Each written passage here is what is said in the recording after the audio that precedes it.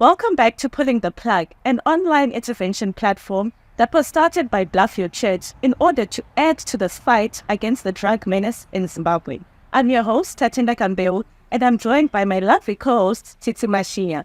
Now, one of the reasons why we're here as Pulling the Plug is because we have a genuine desire to participate in the restoration and transformation of lives that have been deemed useless and worthless by society because of drug addiction. And so today, this is the reason why we want to shine a spotlight on rehabilitation. So joining us is Carol Mashingaize Tapfumane, also known as My Mandipa, the founder of Mandipa Hope, which has become a beacon of compassion and expertise in the field of rehabilitation. Now, some of us have fears, some of us have myths about rehabilitation, some of us genuinely don't know what exactly rehabilitation is. So together, we are going to walk through the process of rehabilitation and see just how it then results in healing and recovery for our loved ones. So thank you so much for the opportunity that you've given us to come here at Mandipa or My Mandipa. Thank you. You're welcome. Sure. So please tell us, what exactly is drug rehabilitation? So drug rehabilitation, especially for Mandipa Hope, is a place whereby we look after people that have that are suffering from drug or alcohol abuse. That means they cannot stop drinking, they cannot stop taking drugs on their own. Yes. Okay.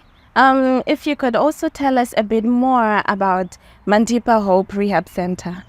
Mandipa Hope Rehabilitation Center is based in Harare. We are also in Mutare and we're in Bluffhill. Mandipa Hope is a home. It's a place where we give hope not only to the patients, but even to their families. When people get into drugs or get into alcohol abuse, they affect not only themselves, but also families. They affect people that they live with. They affect communities. They affect the country. So when you come to Mandipa Hope, we are giving you hope as a nation, as a family, as an individual.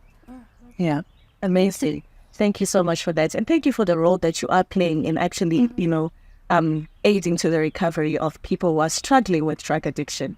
Now, we would like to know, do you have any check-in requirements that you have in terms of ages or maybe even just criteria of individuals that you take in at Mandipa Hope? So definitely age-wise, we take people adults. I think above the age of 17 is the youngest that we have had on board. We currently in the process of opening a juvenile rehabilitation center where we're going to cater for school-going children. Because we feel they need to, their type of rehab is different from the adults. They need to catch up on school whilst in rehab and still be able to go back to school. And then the teachings or the things that they learn through the psychology department is definitely different from what the adults will be able to learn. So in terms of age, we have the oldest maybe 70. We are also a mental health institution, so we also get people that suffer from depression and other ailments, which are not just drug and alcohol. But for today, I think we're talking about drug abuse or substance and alcohol abuse. But we also have other mental issues that we also get people coming on board. Yeah. And okay, since now that you've mentioned your mental health institution as well, what kind of expertise do you have here? Okay, so we definitely have very good and highly qualified and experienced psychiatrists. I would say the best in the country. And we also have psychologists, clinical psychologists. And then we've got our junior psychologists, we've got social workers, occupational therapists.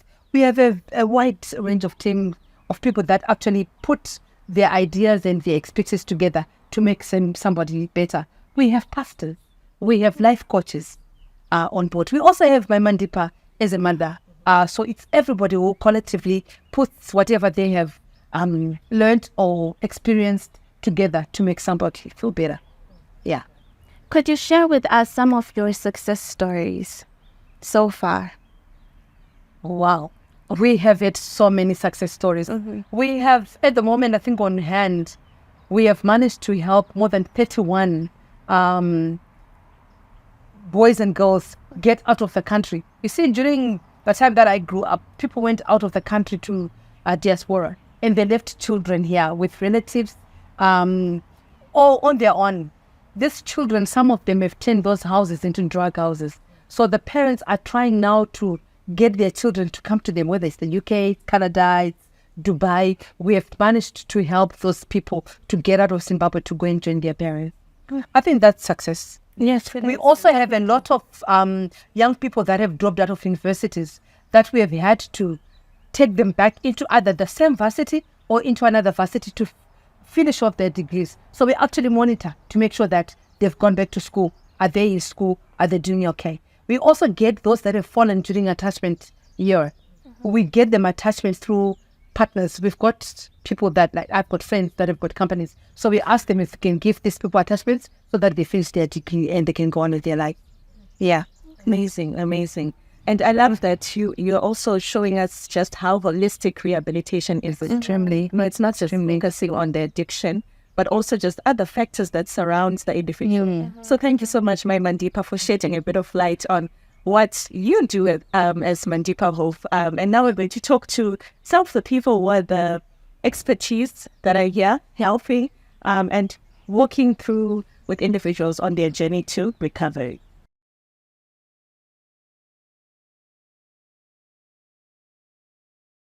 Here with me, I now have Gloria, who we can call Mama Glo, and she's going to take us through the whole process now after a person has been checked in. Welcome, Mama Glo. Thank you so much. Take us through the process. Okay, after you've been welcomed warmly by our team in the administration department, we then phone our lab guys to come and take blood samples of the patient so that when the results come, we take them to our psychiatrist. We can then now diagnose exactly what they're suffering from and they'll prescribe the correct treatment for the patient. Once that is done, we move on to our security checks. There we also assess to see if the patient is not is capable of self-harm or harming others or maybe even suicidal, so that we know exactly how then to deal with the patient. And then we take them to a secluded room where they are then searched thoroughly just to check and make sure they didn't bring in the drugs or the substance that they are addicted to. And after, when all that is done, I think I now have to hand you over to the psychology department. Oh, okay. Yes. But I wanted to ask, security check, right? Are there instances where someone actually comes in with the drugs? Yes, there is. Oh, okay. So Yes. you confiscate them. Yes. And then what do you then do with those drugs? we dispose of them. Because you might think the person is coming with this drug and that's what they're addicted to.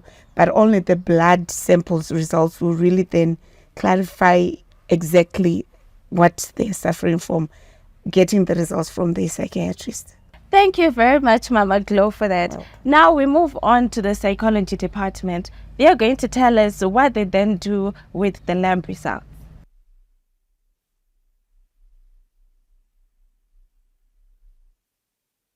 I'm joined once again with Mama Mandipa, who's going to be telling us about the check-in process and after the check-in process. Welcome back, Mama. Thank you. So tell us more. What does the process look like? Okay, so once we get the person from the admin department, they come to our clinical department where they have to get their tests done. So we do blood tests like your U&E, we do your full blood, we do your liver tests, we do your full blood and HIV, COVID. All that is done because the psychiatrist needs to know to see how far these tests are. We also do drug tests where we test to see what drugs the person was taking. But sometimes they come on board, the patients, and they're not honest on what they're on. They'll say they're just alcoholic, but maybe they're also taking cannabis. So we have to test to see that the drugs that they are mentioning are correct. We also put that together so that when they go to the doctor, they go with that so that the diagnosis is done based on what they say plus all these tests that we're going to be doing. Okay. After the blood tests have been done, we then show them to a room. They are allocated a room where they're going to be staying. And in that room, we check their belongings that they bring on board to see that they've got nothing that is harmful or they don't have drugs on them. But some of them actually do come with either their meth or with their cannabis in their pockets. So we search to make sure that they have no drugs that they can bring on board for themselves or for others, including cigarettes. Then we confiscate, including cell phones, including laptops. We do not allow social media, neither do we allow phones with our patients. So we take all that and we lock them away. And if it's drug, we dispose, and then we give their belongings back to them when they go out. Okay. Is there a reason why you confiscate their phones and laptops or whatever gadgets they have? Okay, so during the time of rehabilitation, we really want to just shut out the outside world. We want them to concentrate on getting better, to concentrate on who they are, to concentrate on who they want to be. We also don't want a situation where they're phoning their friends who are also into drugs or into other harmful things to come to Mandipa Hope. So we just don't want any communication whatsoever with the outside world. I'm sure even during the time of admin, when the other guy was talking, he mentioned that we only list people that are allowed to visit during the time of rehabilitation. So we list people that should come and visit. Not everybody's allowed to come in. So if your name is not listed, or if the guardian or parent does not allow the visitor, the person does not come on board to visit the patient. So we try to be as strict as that for their own good. Okay. And how does the family then communicate with the patient? Okay, so we've got a number of people that are here. We've got the admin itself. They've got a phone. I have a phone. The nurse has got a phone. So it depends on what department you want. So each department has a phone that they can reach out to. So through that department, they get able to talk to their person. The psychologist himself has got a phone that even outside people can actually talk to the psychologist with regard to their person. So you can actually have a psychological family therapy on the phone, because some families are overseas and they've got their patients here. So you can actually have family therapy telephonically, through our numbers. You can talk to your person through our phones, our numbers as well. Okay, thank you very much for that. Yeah. So now I guess we're moving on to the psychological department. Yes, after the person has been admitted and they're okay and they go to see the psychiatrist, we now bring them back to the rehab, where we monitor the medication to see how they take their medications according to the psychiatrist. Yes. And we monitor their behaviors as well through our social workers, through our psychology department. So I think before I delve much into that, let me give the psychology department to explain further on what we do here at Mandipa Hope. Okay, thank you, Mama Mandipa, for that.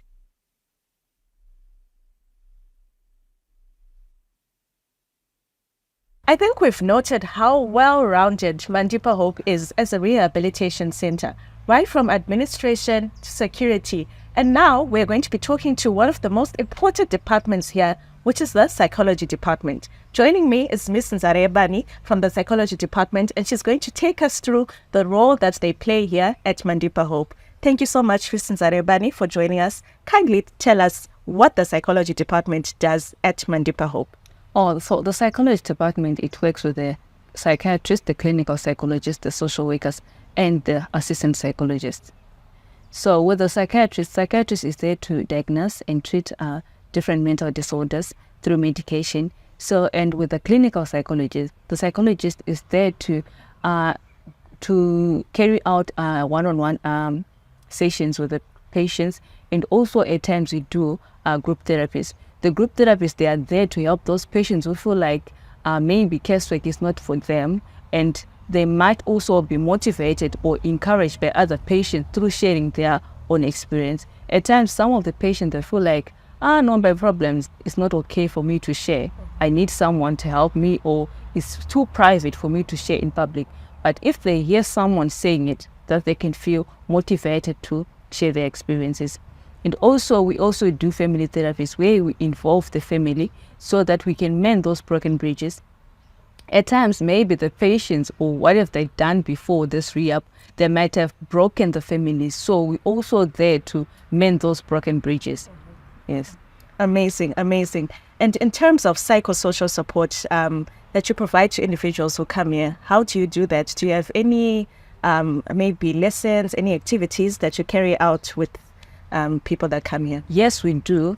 One of them does include how they regulate their emotions. How do they get hold of their stress? How do they manage their stress so that they won't interfere with any external environment. Because at times, if someone failed to maintain that stress, they might also ending up affecting other people, not knowing.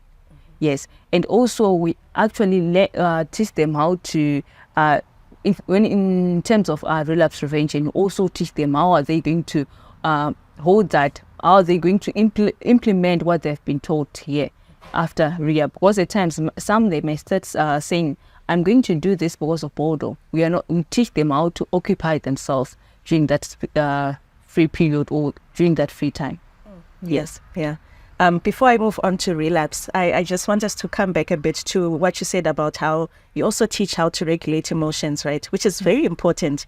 And so how do you then go about, say, a situation where, because you've mentioned psychologists, where probably they've gone to get assessed or, they're going to receive that support, and maybe they may say false information about maybe their condition. How do you guys actually also bridge that gap? Okay, that's where we also include the family. With the initial sessions with the psychologist or the psychiatrist, we invite the family so that we can know what to pick and not what to pick. Okay. Yes. Okay. Well, interesting. And so when it comes to relapsing now, how do you ensure that when individuals go back to their communities, to their families, that they are reintegrated well?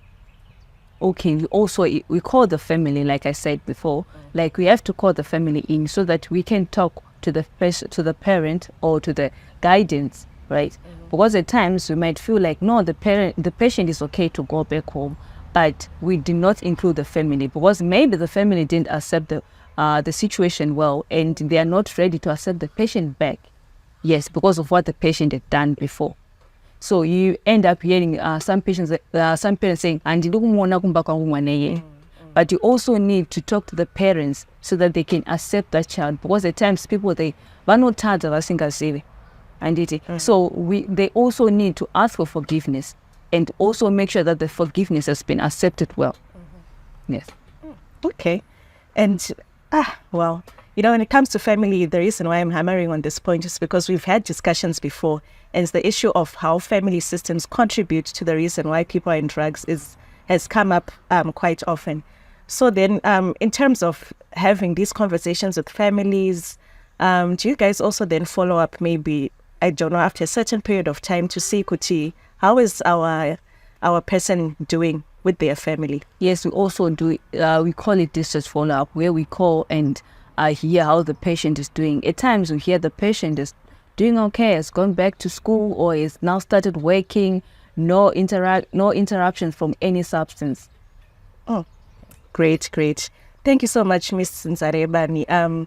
If there's anything that you'd like to tell us maybe that we might have missed that the psychology department does at Mandipa Hope, this is your time. But if not, thank you so much for your time. Okay, thank you.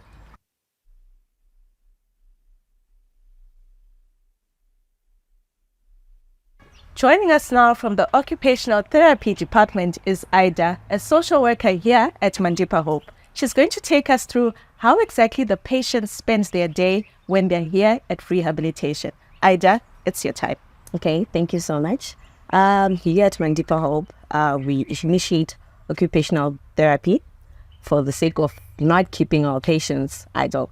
So we have sports. Sports is mainly for detoxification and it releases stress. Our patients, we have a number of patients, so it also helps the patient improve their social interaction with other people. We also have board games. Board games are mainly to challenge their intellectual. Board games such as chess, checkers, and many more. We also do aerobics. If we don't initiate aerobics, then it will also hinder our patients from exercising. So aerobics manage their weight. We also, under aerobics, we're also in construction of a gym. We also have dance fitness. Then we also do agriculture.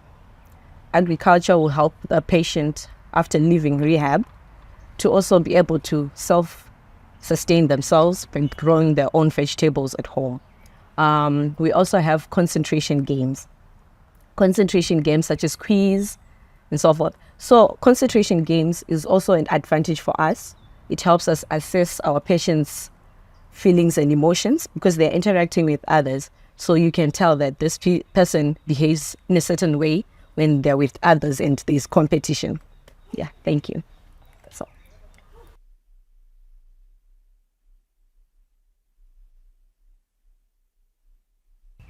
I'm joined once more by Mama Glo. Welcome, Mama Glo. Thank you. I've heard so much about what Mandipa has done here at the Rehabilitation Center, but now I'm interested to know, what else are you doing out there? Oh, wow. We've done a lot of awareness on drugs and substance abuse. We've been to a lot of schools.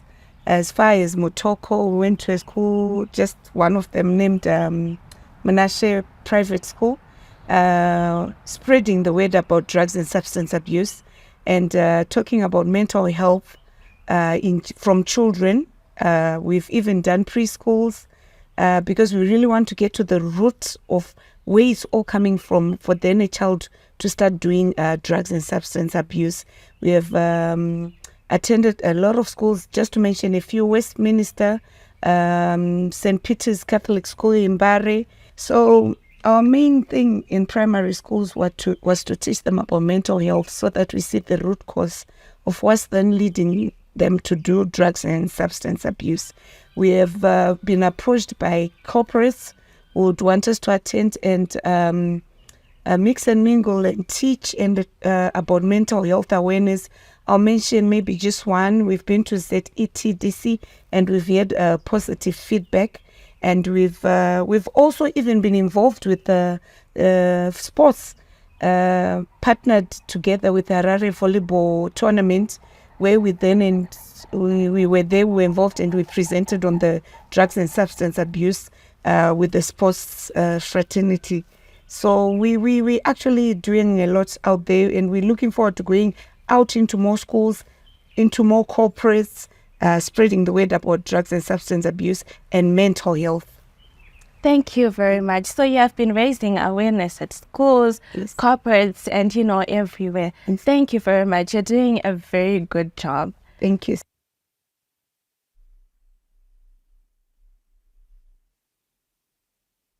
I'm here with Teddy, who's going to be taking us through the admission process. Welcome, Teddy. Hi. Okay, take us through the process. What is it like?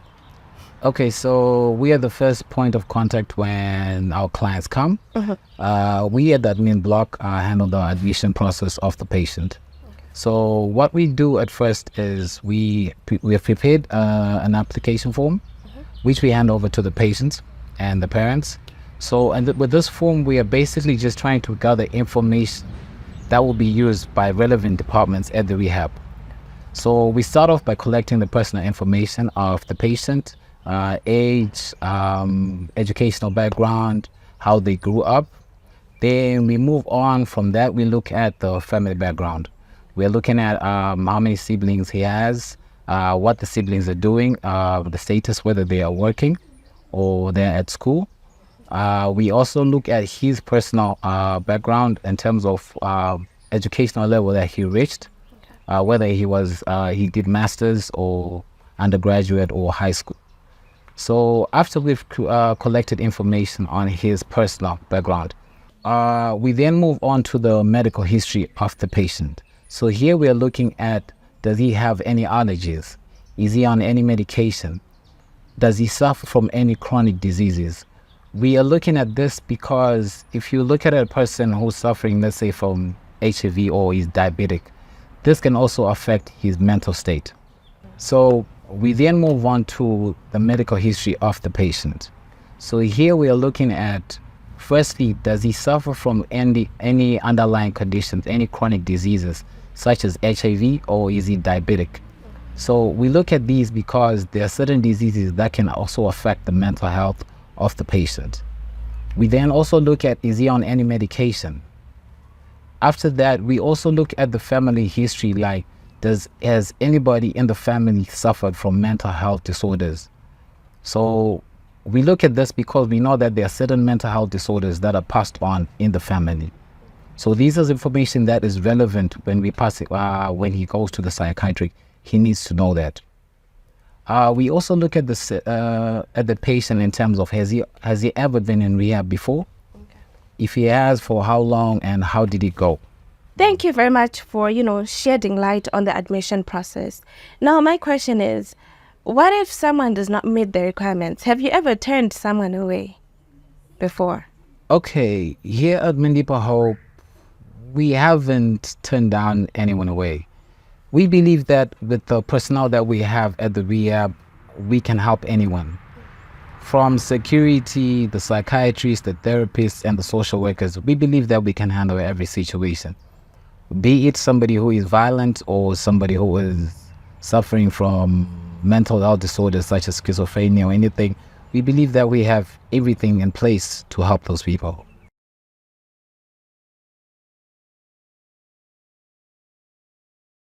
Okay, my Mandipa. We've seen, we've heard, and we've learnt about the work that you're doing here at Mandipa Hope. We've even seen some of the different departments that you have. But how do you exactly fund the work that you do here? And the cost of rehab, how much is it? Okay, so Mandipa Hope, yes, definitely has a lot of departments. Like you've seen the psychology department, the occupational therapists, the doctors, and all that. And Mandipa Hope is a private limited, it's a private hospital and self-funded. So the costs are a bit, I would say, high. In Harare, we're charging $1,350 per month. In Bluffhill, we're at $850, and in Mutare, $750 per month. Okay.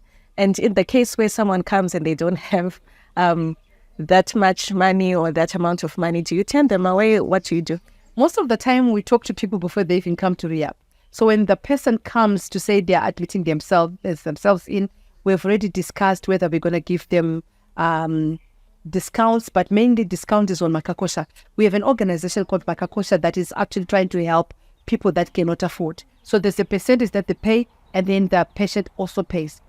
However, we have some challenges where people pay the first month. 1,350 is paid, and they've got their person on board.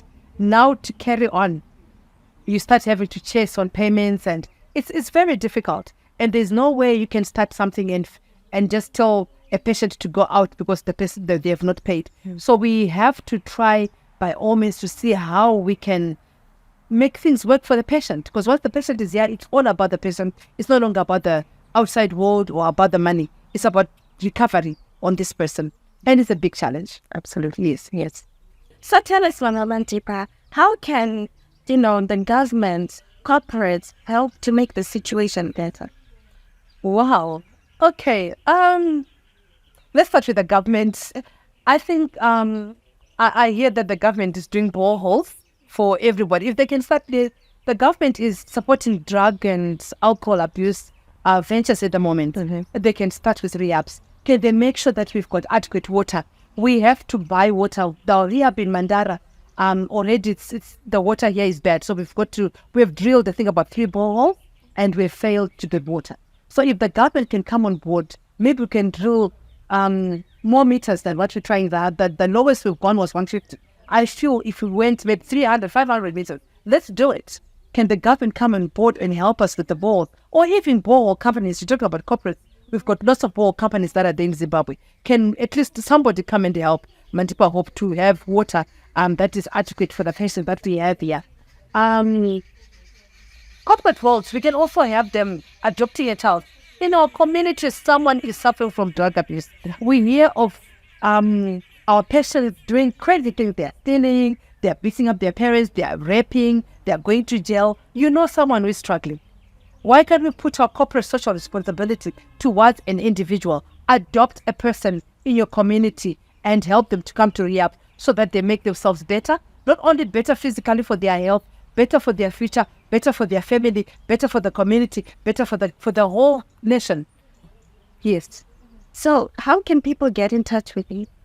Okay, so you can get in touch with us whether you want our Harare branch, Bluffhill branch, or Mutare branch on 0776 991153 or 5. 0776 991155. Thank you so much, my Mandipa, and thank you as well for allowing us this opportunity to come here to learn more about the work that you're doing. I think just as we close off, we have people who are watching who are struggling with drug addiction as we speak. Some people have their loved ones who they can see and they feel that maybe this one is a hopeless case. What words of reassurance and hope do you have for people in our audience who are like that? Okay, I want to say drug and substance abuse is a disease. Kutorwar. Saka, like any disease, we need to support those that are caught up.